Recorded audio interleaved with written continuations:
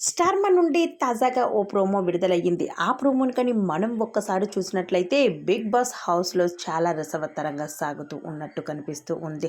అయితే గత సీజన్‌లో కంటే ఆకట్టుకునే కంటెస్టెంట్స్ లేకపోయినా కొందరు ఆట మాట తీరుతో బుల్లితెర ఆడియన్స్‌కైతే ఓ మాదిరి ఎంటర్‌టైన్‌మెంట్ దొరుకుతూ ఉంది.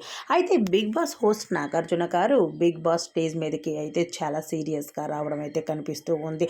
అయితే వచ్చి రాగానే హౌస్‌లో ఉన్న కంటెస్టెంట్ అయిన నిఖిల్ దగ్గరికి వెళ్లారు. నిఖిల్ ఎలా ఉన్నావు అని అడిగారు. నిఖిల్ బాగానే ఉంటావు కదా అని అడిగారు.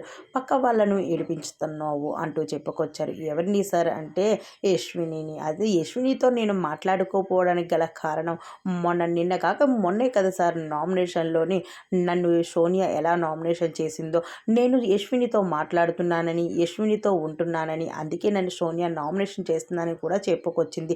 అలాంటప్పుడు తనకి ఏదో అభిప్రాయం ఉండేటప్పుడు యశ్వినికి నేను దూరంగా ఉండడమే మంచిది సార్, నా గేమ్కి మంచిది నాకు మంచిది, అందుకే తనని దూరం పెట్టడం జరిగింది అంటూ చెప్పుకొచ్చేశారు నిఖిల్.